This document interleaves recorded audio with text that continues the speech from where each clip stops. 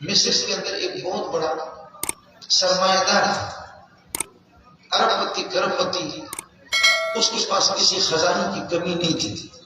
لیکن اس کی اولاد نہیں ہو رہی تھی، اولاد اس کی کوئی نہیں۔ اب جن کی اولاد نہیں ہے ان کا اندازہ کرو۔ میں نے نوش میں گیا کسی وزیر کی بچوں کی نکاح پڑھنے کے لیے،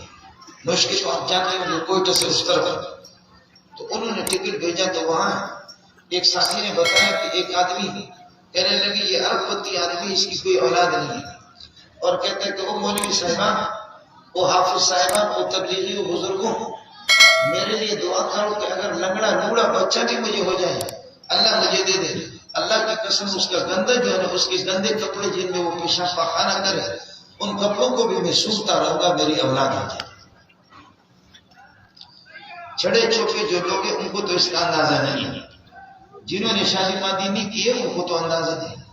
لیکن جو آدمی جس کے گھر پہ اولاد نہیں ہے، قرآن خود کو اولاد کے بارے میں قرآن کہتے ہیں کہ قرۃ اعین، آنکھوں کی ٹھنڈک ہے،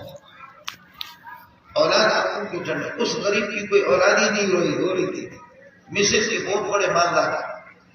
اس نے کیا کیا، نظر مانی کہ اے اللہ آپ نے مجھے اگر کوئی اولاد دی، چاہے بچہ ہو یا بچی ہو، تو کائنات میں جتنی بھی قیمتی چیز ہوگی، کائنات میں سب سے قیمتی چیز جو ہوگی میں وہ خرید کر کے فقیروں میں مسکینوں میں وقف کر دوں، چاہے جتنی بھی قیمتی ہو۔ اس کے پاس سونے چاندی کے ڈھیر تھے، کوئی کمی نہیں تھی،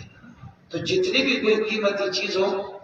میں خرید کر کے پھر فقیروں کو مسکینوں کو آپ کی رضا اور آپ کی خوشنودی کے لیے دے دوں گا۔ اللہ کا کرنا یہ ہو گیا کہ یہ نظر جب اس نے مانی، نظر ماننے کے بعد 2 سال کے بعد اس کی بچی پیدا ہو گئی، اللہ پاک نے بچی دی۔ اب بچی جب اس کو مل گئی تو پھر اس کے بعد وہ آغا جان کے پاس گیا کہ جی میں نے تو نظر مانی تھی، میرے الفاظ یہ تھے کہ کائنات میں جو سب سے زیادہ قیمتی چیز ہوگی وہ میں خریدوں گا، چاہے جتنے میں سونا چاہتے مجھے دینے پڑے، سب سے زیادہ قیمتی چیز۔ تو آغا جان نے کہا کہ 20 ایکڑ زمین باغ خرید کر کے فقیروں کو وقف کرو۔ مولوی عبدالحمید کے پاس آگے اس مدرسے سبحانیہ کا معتبر ہے، ان سے کہا کہ میں، لیکن وہ مطمئن نہیں ہوا۔ آغا جان نے کہا کہ 20-25 ایکڑ زمین خرید لے اور اس کو فقیروں میں طلبہ میں وقف کرے۔ کہنے لگے مجھے یہ کیا ہے 20-25 ایکڑ کیا ہے؟ پھر آگے مولوی عبدالحمید کے پاس، مولوی عبدالحمید نے کہا کہ 100 ایکڑ کی زمین خرید لے، باغ اچھا سا، انشاءاللہ آپ کا قسم پورا ہو جائے گا۔ پھر آگے اللہ کو مولوی داؤد صاحب کے پاس آگا، داؤد صاحب نے کہا 200 ایکڑ خرید کر کے دے دیں۔ مولوی کا اپنا ذہن ہوتا ہے، ہر مولوی کا اپنا ہی ذہن ہوتا ہے۔ مولوی داؤد نے کہا کہ آپ 200 ایکڑ خرید کر کے کوئی باغ اچھا سا، مولوی منظور کے پاس اگر آتا تو وہ کہتا کہ 5000 ایکڑ ہمیں دے دو جامع صدیقیہ کے لیے، میرے پاس آتا تو میں یہی اسے کہہ دیتا۔ مولوی آیت الرحمن کے پاس گئے تو اس نے کہا 2 کلو سونا خرچ کرو، 2 کلو سونا۔ کسی مولوی کے پاس گئے، کہا کہ سب سے قیمتی چیز بتا دو، اس نے کہا 5 کلو سونا۔ کہنے لگے مجھے آپ لوگوں کے فتویٰ پر میرا سینہ کھل نہیں رہا، میں نے تو ان الفاظ کے ساتھ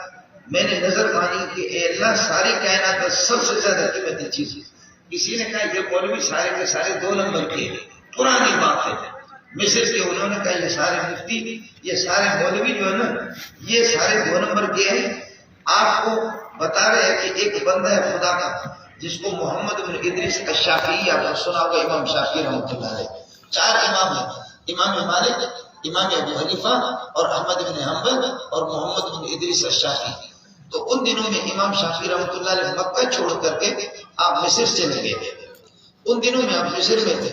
یہ شیخ صاحب یہاں سے پرانے زمانے میں ظاہر ہے کہ یہ جہاز ماز یہ چیزیں تو نہیں ہوتی تھی، شیخ صاحب کسی اور دور علاقے میں تھے تو یہاں سے خود چلا گیا امام شافعی کے پاس کی جناب میں نے نظر مانی ہے، میں بدقسمت قسم کا انسان ہوں، میرے پاس دنیا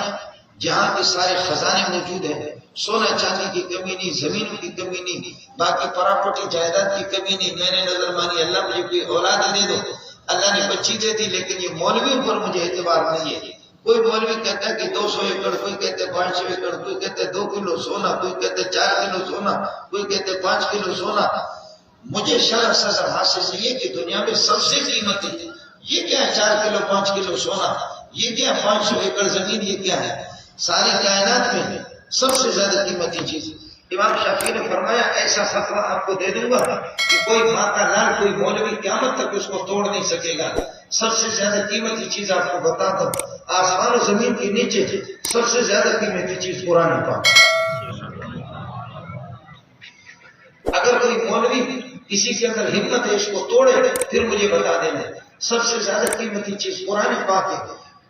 تو جتنے بھی آپ کو اللہ گنجائش دے دے، 10 قرآن مجید، 20 قرآن مجید، 50 قرآن مجید، آپ ہدیتاً لے کر کے کسی مسجد میں بچوں کے لیے وقف کریں اور لوگ مسجدوں میں آ کر کے پڑھیں گے، نماز پڑھیں گے، قرآن کی تلاوت کریں گے، میں آپ کو گارنٹی دیتا ہوں کہ آپ کی قسم، آپ کی نظر پوری ہوگی، اللہ کے یہاں آپ کی کوئی گرفت نہیں ہوگی۔ اس کا ذمہ دار میں امام شافعی ہوں۔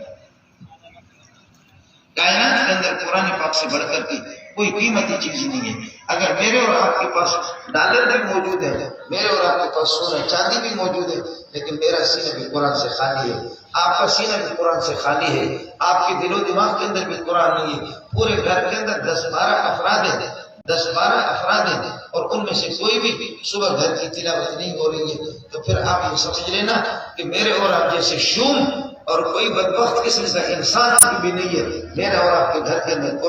قرآن جب موجود ہے۔ اس وجہ سے جن کے بچے حافظ ہیں یا جنہوں نے ناظر، میں آپ سے یہ نہیں کہتا آپ اپنے سارے کے سارے بچوں کو حافظ بنا دو یا مولوی بنا دو، خدا جس کو توفیق دے دے۔ 10-12 آپ کے بچے ہیں، وہاں کوئی بچی یا کوئی بچہ کسی کو حافظ بنا دو، نہیں حافظ بنا سکتے ہو ناظرت تو پڑھا دو۔ مجھے بہت یاد ہے، میں نے اپنی بچی کو 16 دن میں پورا قرآن پڑھایا،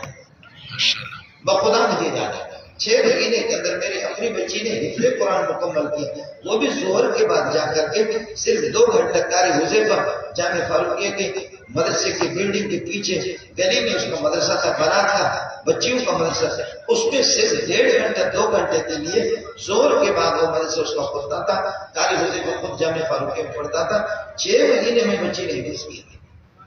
6 مہینے کے اندر حفظ کیا۔ اور ایک بچی کو میں نے خود کہا میں تو مصروف ہوں،